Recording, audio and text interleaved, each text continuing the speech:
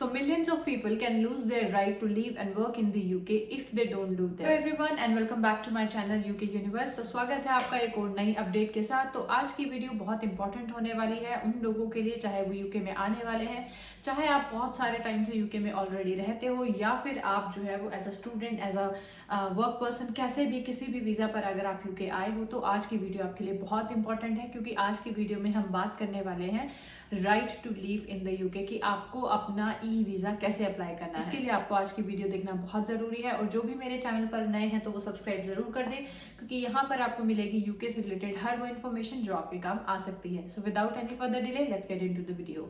तो चाहे आप किसी भी वीज़ा पर यूके आते हो, तो आपका सबसे पहला काम और सबसे इंपॉर्टेंट डॉक्यूमेंट होता है BRP, यानी कि बायोमेट्रिक रेजिडेंस परमिट, जो आपका right to live in the UK है। यानी कि अगर आपको किसी को प्रूव करना है कि आप यूके में रहते हैं, यहाँ काम कर सकते हैं, तो आपको अपना BRP जो है वो अपने एम्प्लॉयर को, या अगर आपको कोई वीजा अप्लाई करना तो उन्हें देना पड़ता है। जो BRP है वो एक्सपायर होने वाला है, क्योंकि अब जो है वो यूके गवर्नमेंट BRP को बंद करके सारे के सारे डाटा को ऑनलाइन करने वाली है। यानी कि अगर अब आपको अपना राइट टू लिव और राइट टू वर्क प्रूव करना है, तो आपको बार बार अपने साथ BRP को कैरी नहीं करना पड़ेगा। आपके पास आपका जो वीजा, आपका जो स्टेटस है वो ऑनलाइन होगा, और आपके पास एक शेयर कोड होगा, तो आप उस शेयर कोड से ही अपना डाटा जो है वो किसी को प्रूव कर सकते हैं। यानी कि आपको हर जगह BRP को लेकर के नहीं जाना पड़ेगा।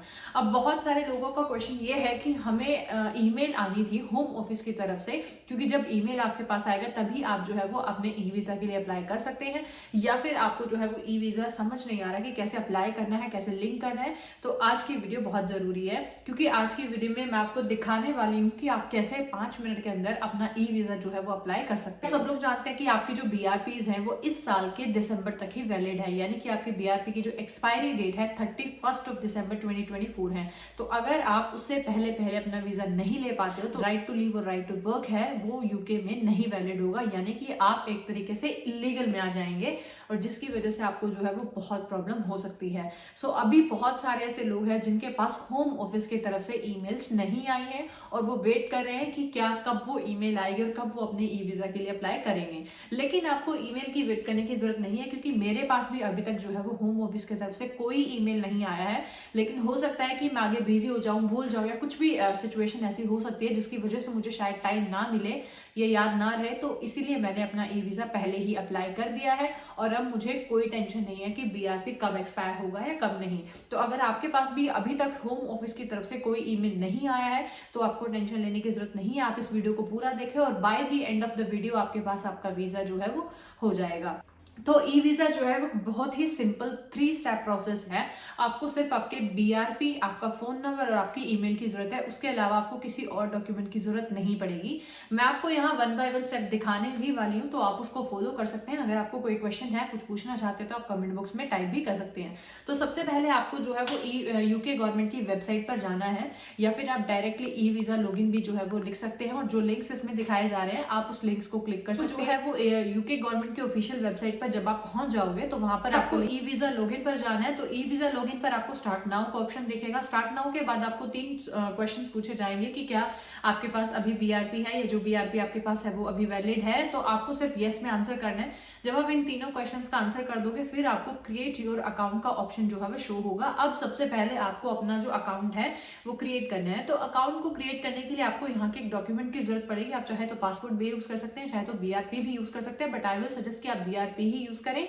और मैंने भी अपने लिए जो है वो BRP ही यूज किया था। तो जब आप क्रिएट योर अकाउंट पर जाते हैं, तो आपको जो है वो कुछ क्वेश्चंस पूछे जाते हैं, जैसे आपका नाम क्या है, आपका सरनेम क्या है, आपकी कंट्री क्या है, आप कौन से डॉक्यूमेंट का यूज करने वाले हैं, BRP का यूज कर रहे हो तो उसका नंबर क्या है, आपकी जो BRP की एक्सपायरी डेट है वो क्या है, या फिर आपका जो डेट ऑफ बर्थ है आपकी वो क्या है, आपका फोन नंबर क्या है, आपकी ईमेल क्या है। आपको फोन नंबर पे जो है वो ईमेल पे आपको एक कोड आएगा, आपको सिक्योरिटी कोड फिलअप करना है। तो इस तरीके से कुछ क्वेश्चंस होते हैं जो नॉर्मल क्वेश्चंस हैं, आप इनका क्वेश्चन का आंसर कर सकते हो, और फाइनली आपका जो है वो अकाउंट क्रिएट हो जाता है। तो जब आपका अकाउंट क्रिएट हो जाता है, तो फिर फाइनली आपको ये इस पेज पर लेके जाएगा, जहां पर आपको जो है वो ऑप्शन क्लियरली दिखा होगा कि आप अपने ई वीजा को जो है वो कैसे लिंक कर सकते हो। अब यहाँ पर आपका 3 स्टेप प्रोसेस शुरू होता है। बहुत ही इजी स्टेप्स हैं, कुछ नहीं करना, आपको सिर्फ BRP की जरूरत है।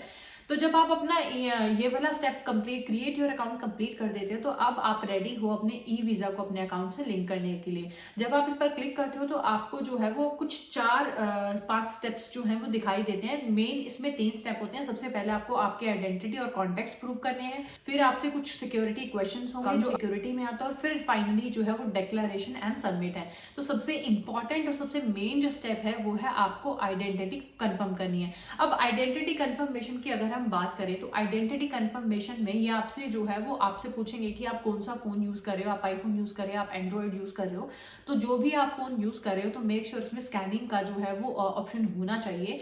तो अगर आप आईफोन यूज करें तो आप आईफोन से भी कर सकते हैं, ऐसे नहीं है कि आप आईफोन से नहीं कर सकते हैं। मैंने आईफोन से ही किया था, तो आप आईफोन से सिलेक्ट कर सकते हैं। उसके बाद ही आपको बोलेंगे कि आपको जो है वो यूके का इमिग्रेशन आईडी चेक ऐप जो है वो डाउनलोड करना पड़ेगा। आप उस ऐप को डाउनलोड करोगे तो आपसे वो सिक्योरिटी कोड के लिए पूछेगा कि आपको ईमेल पे कोड चाहिए या फिर आपको जो है वो नंबर पे कोड चाहिए। और जब आप नंबर पे या ईमेल पे कोड मंगवा लोगे तो आपका जो ऐप है वो आपके अकाउंट से कनेक्ट हो जाएगा।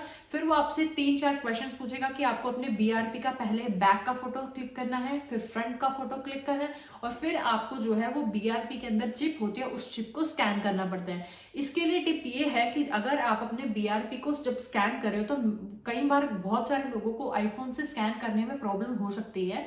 अगर आपसे नहीं हो रहा तो आप एंड्रॉइड का भी यूज कर सकते हैं, लेकिन आईफोन से भी हो जाता है। सिंपली आपको कुछ नहीं करना, आपको अपनी बीआरपी लेनी है और अपने फोन को उसके ऊपर रख देना है और फिर उसको धीरे धीरे मूव करना है। जहां पर आपको लगता है कि चली है वो आपको शो करेगा कि स्कैनिंग शुरू हो चुकी है।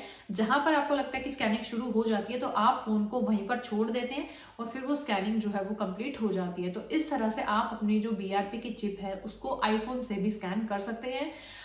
मेक श्योर करें कि इसको ज्यादा अटेम्प्ट्स ना करें, क्योंकि 3 अटेम्प्ट्स के बाद जो है वो 24 आवर्स के लिए आपका ये जो ऐप है वो काम नहीं करेगा।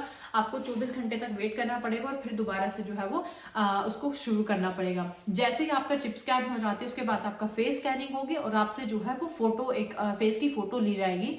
ये जो सारा काम है मेक श्योर आप चांदने में करें कि आपकी जो फोटोज बीआरपी की हैं वो क्लियर हो, आपकी फोटो क्लियर हो, शेडो ना आ रही हो, बैकग्राउंड जो है वो व्हाइट हो।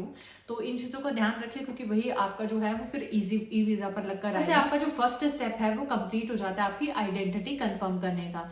जैसे ही आपकी आइडेंटिटी कंफर्म हो जाती है आप इसको क्लोज करते हैं, वापस उसी वेबसाइट पर जो है वो वापस आ सकते हो। फिर वहां पर आपके कॉन्टेक्ट्स यानी कि आपसे एड्रेस और आपसे जो फोन नंबर और ईमेल है वो कंफर्म कराया जाएगा। तो मेक श्योर आप अपना फोन नंबर और आप अपना ईमेल जो है वो एक बार चेक कर ले। जो भी इन्फॉर्मेशन आप भर रहे हो वो सारी चेक कर ले, क्योंकि अगर एक बार वो कंफर्म हो जाती है तो फिर आपको चेंज करने के लिए बहुत ज्यादा प्रॉब्लम जो है वो होगी।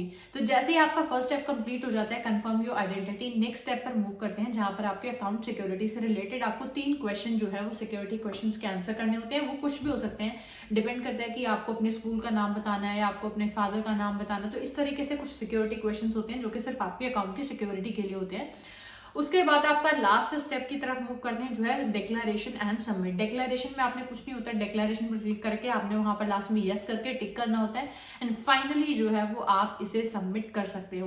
पर सबमिट करने से पहले एक बार जरूर चेक कर लें कि आपकी जो सारी डिटेल्स हैं वो बिल्कुल सही तरीके से। ये पूरा प्रोसेस जो है वो सिर्फ 5 से 7 मिनट का है। तो अगर आपके पास होम ऑफिस की तरफ से ईमेल नहीं भी आई है तो आप इस प्रोसेस को जल्द से जल्द कर ले, ताकि आपको बाद में किसी भी चीज की प्रॉब्लम ना हो। क्योंकि अगर एक बार आपका बीआरपी एक्सपायर हो जाता है तो आप इलीगल की कैटेगरी में आ जाएंगे। तो आपको समझ आ गया होगा। अगर आपको कोई क्वेश्चन है, आप कुछ पूछना चाहते हैं तो आप मुझे कमेंट बॉक्स में टाइप कर सकते हैं। सो आज की वीडियो में इतना ही। आई होप कि आपको पसंद आई है। Don't forget to like and share this and do subscribe to my channel for more informative videos like this.